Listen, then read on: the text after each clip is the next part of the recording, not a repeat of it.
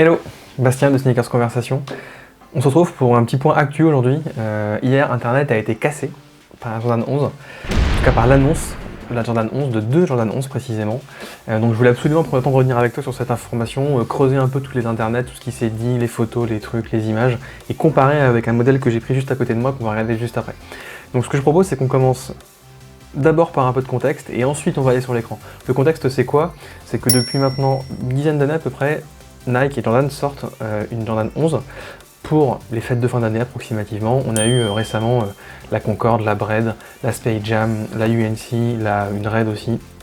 Bref, tous les ans, quelque chose arrive. Cette année, c'est le 25e anniversaire. Évidemment, il ne loupe pas le coche, avec ces deux paires justement. Donc c'est parti, on va sur l'écran. Donc là, je suis sur Nike News en fait, c'est là que beaucoup d'infos passent évidemment, je te conseille d'y aller régulièrement si ce n'est pas encore le cas. Donc là, il te raconte 25e anniversaire, il y a des premières images, plutôt cool, hein. Tu peux d'ailleurs avoir accès à des images un peu en bonne qualité, on reviendra là-dessus après. Donc là, qu'est-ce qu'il te raconte? En fait, il te raconte que cette paire, pour le 25e anniversaire, ils l'ont retravaillé un petit peu avec différents éléments et on va les voir juste après. Ce qui est important, c'est qu'évidemment, pour ces deux paires, ils s'inspirent de l'histoire finalement et de ce qu'a fait Tinker Hatfield il y a maintenant 25 ans. Donc je vais commencer par là. Je télécharge en fait les images et on va les regarder un petit peu tranquillou. Donc c'est parti, sur la partie histoire, en fait ce qu'on voit ici c'est que sur les premiers sketchs en fait, Tinker Hatfield avait imaginé une pompe sans lacet. Donc là tu vois il n'y a pas de lacet par exemple ici, ou ici d'ailleurs. La paire avait une tête un petit peu différente, on n'est pas très loin de ce qu'il y a aujourd'hui, hein, mais elle était un petit peu différente. Et sur la deuxième image, pardon, hop, juste là, voilà. Sur la deuxième image, on revoit un petit peu des sketchs au niveau de la semelle. Ici avec des lacets un petit peu qu'on voit différemment, enfin bref c'est toujours cool d'avoir cette inspiration, et la tondeuse d'ailleurs est vraiment le bienvenu, je sais pas pourquoi elle est là mais en tout cas c'est hyper marrant. Tout ça pour dire que le mec avait des inspirations quand même assez particulières. Et puis un truc important c'est le Jumpman, tout à l'heure on y reviendra, tu verras, c'est plutôt intéressant comme détail, j'ai écouté ça ce matin sur une vidéo. Au niveau des chaussures, donc la Jubilee, la voici, donc elle c'est la pompe je dirais classique qu'on a pour les 25 ans de la paire. D'ailleurs aujourd'hui il y a eu un shock drop sur l'application Sneakers, je me suis inscrit, j'ai loupé, j'espère que toi tu as pu la cope. Sinon, qu'est-ce qu'on a ici? En fait on a une paire qui d'abord globalement ressemble à la Space Jam.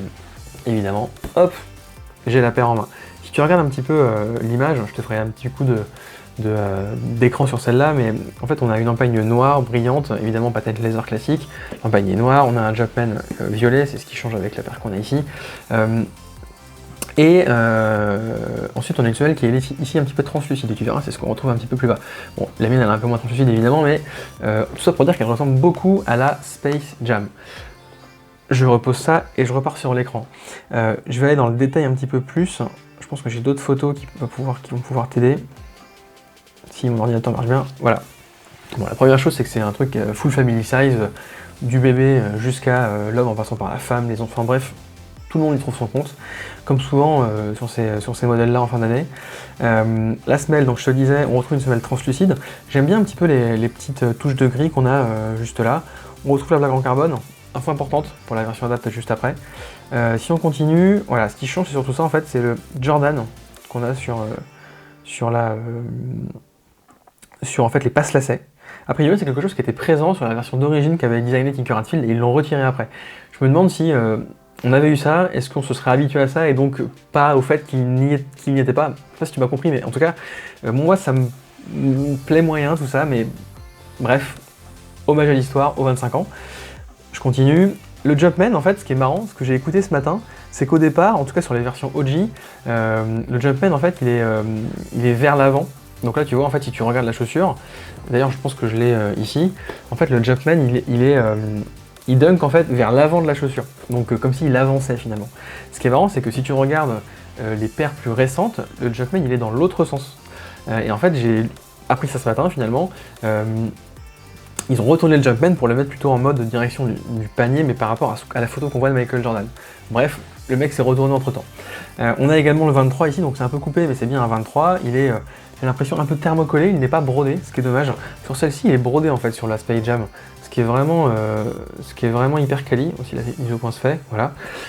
J'aime un peu moins quand c'est thermocollé. En tout cas c'est plus fragile. Il y a un détail ici assez cool, en cuir un petit peu sur l'avant, je crois que c'est pas trop le cas ici. Voilà, toi ici c'est du tissu par exemple, sur la Space Jam. Hop. Alors que là on est vraiment sur un cuir embossé et tout, vraiment quali. Voilà la paire dans son ensemble, bon, elle est hyper clean, hein. Franchement c'est un coloris qui passe crème. Moi je sais pas encore si je vais cop, ce matin je me suis inscrit en mode pour voir, mais bon elle ressemble quand même beaucoup à la Jordan Space Jam, j'en ai déjà 4 autres dans mon dressing qui est juste à côté, donc mollo je pense sur ce modèle. Et puis on a à l'intérieur un détail intéressant, c'est que c'est un 25 qui est inscrit pour les 25 ans et non pas un 23. Donc ça c'est plutôt cool. Bon voilà pour l'arrière, en tout cas elle est quand même super clean, on peut pas se mentir, ça c'est vraiment cool. La semelle, bon voilà, je pense que j'ai fait le tour, pour celle-ci en tout cas. Je passe à la pompe suivante, la Adapt. Donc ça c'est clairement celle-ci qui a cassé Internet. Je vais d'ailleurs demander un peu vos avis là-dessus, donc on la regardera juste après. Mais ouais, on s'y attendait tellement pas. J'ai partagé ça hier directement dès que j'ai vu l'info. Incroyable. Enfin moi je suis fan en fait, je suis fan dans le sens où j'adore l'innovation, j'adore ce qui repousse un peu le truc. Après le modèle en tant que tel on en reparlera, mais voilà, mais globalement j'adore l'idée en tout cas. Donc dans le détail ça donne quoi? Ça donne une paire en fait, donc qui reprend évidemment le design comme tu l'as vu juste avant, c'est exactement la même idée, sauf qu'il y a cet esprit un petit peu sans lacet qu'on a retrouvé un petit peu dans les designs, dans les sketchs que je t'ai montré à l'origine. Donc ça c'est cool, je trouve que 25 ans après on avait une idée qui était portée par Tinker Hatfield en mode je voudrais du sans lacet, mais on n'était pas prêt pour ça à ce moment-là. Et 25 ans après, boum, on arrive avec cette technologie Adapt qui va finalement reprendre un peu l'idée de base de Tinker Hatfield. Juste Adapt, si tu n'avais pas capté, c'est quoi? C'est le système d'autolassage de Nike qui, avec les deux petits boutons que tu aperçois ici, te permet de resserrer ton pied. D'ailleurs, des deux petits boutons, mais aussi une application ou ta montre, encore mieux. Alors, dans le détail, si on y va, bon déjà de profil, elle fait un peu, Nico disait ça, parce qu'on a échangé pas mal hier avec d'autres fans de pompes de basket, elle disait que ça faisait un peu pompe de snowboard, et c'est vrai que quand tu regardes de côté comme ça fait un peu ça, je trouve que l'arrière il est un petit peu massif, il y a des vidéos qui tournent un peu sur le web où on voit que c'est un petit peu plus épais quand même que les autres paires, clairement, ouais c'est clair, faut voir porter, je pense, faut voir en vrai. Si je continue, bon, on a forcément les deux boutons ici, et en fait ce qui est marrant c'est qu'on n'a plus la plaque de carbone, je sais pas si tu as remarqué, par rapport à l'autre chaussure, ce que j'ai écouté aujourd'hui c'est qu'en fait ils l'ont retiré pour éviter que le moteur surchauffe, le moteur électrique. Et en fait la plaque de carbone ils l'ont ajoutée dans la semelle intermédiaire, tu sais parfois il y a des choses qui sont ajoutées, notamment des coussins de Zoom Air sur les Dunk SB. Là, ils ont carrément intégré la plaque de carbone dans la semelle intermédiaire pour justement garder cet effet de rigidité et de, je dirais, réactivité au niveau de la semelle. La matière, je sais pas si on va la voir de plus près. Ça, c'est une photo globale qui est assez cool. Voilà, ça, c'est la photo super stylée par excellence avec le petit téléphone qui te permet de régler ta pompe. On la montre aussi qui te permet de le régler et la plaque en fait de recharge qui fait un peu balance où tu peux recharger par induction tes chaussures. Voilà, on y est, un peu plus de proximité. Donc là en fait on voit les câbles qui permettent de resserrer ta pompe. Ici on a quelque chose de plus entre guillemets futuriste hein, avec ce côté un peu pushy, un peu orange. Et en fait on a une matière ici, ça me fait penser à la Jordan 34, je sais pas si c'est exactement la même matière. En tout cas cette matière un peu parachute, hyper résistante, translucide. Assez stylé, mais en tout cas très futuristique, très futur, pardon. Et c'est je pense comme ça qu'ils ont voulu jouer, hein, que quand tu vois leur intro sur le site Nike News, c'est vraiment quelque chose de familier avec le futur, donc passé et futur. Je continue. Est-ce que j'ai un zoom sur le Jumpman? Je dois voir ça quelque part quand même, on l'a loupé tout à l'heure. Bon, en tout cas, le Jumpman ici, tu vois, il est en transparence un petit peu, il est surtout vers l'arrière, tu vois. Tout à l'heure, je te parlais du Jumpman qui était vers l'avant, là, il est vers l'arrière, donc c'est la différence entre le passé, OG, vers l'avant, et le futur, entre guillemets vers l'arrière, mais qui est en fait le logo Jumpman qu'on voit aujourd'hui partout sur les t-shirts, les sweats, etc. Et à l'arrière on a le 23, qu'on ne voit pas avec d'autres photos, mais en tout cas c'est bien le 23. Voilà pour cette pompe. Je vais rester sur le modèle, en tout cas sur ces photos-là.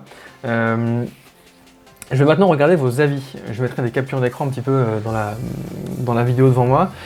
J'ai chopé plusieurs trucs. Le premier c'est quoi? C'est Alan qui me met des emojis, un mélange de d'effrayement et de cœur. Je pense que c'est un peu mitigé, c'est un petit peu ce que j'ai vu pas mal en fait, c'est que les gens sont un petit peu hésitants sur ce modèle. J'ai Teddy qui met dubitatif, mais j'ai l'impression que c'est bien géré, la paire n'est pas plus... 1, 2, j'ai pas bien compris, n'est pas plus avec la batterie, n'est pas plus grosse avec la batterie qui est intégrée, hâte de voir d'autres modèles en Adapt. Ouais, je partage en fait. Je pense que c'est pas si gros que ça.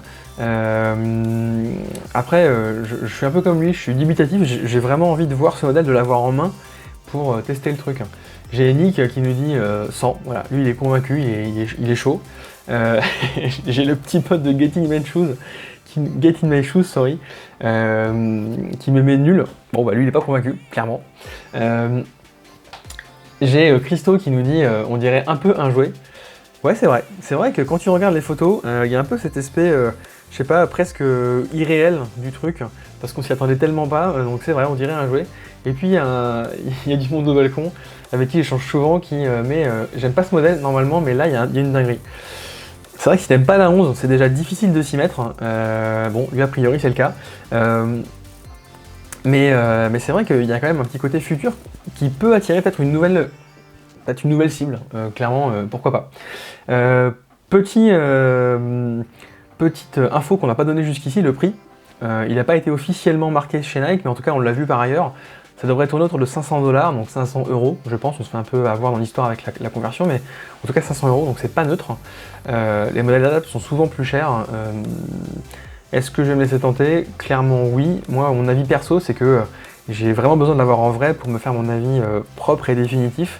Je suis hyper curieux, j'adore ce qui mélange un petit peu comme ça les innovations futures et passées.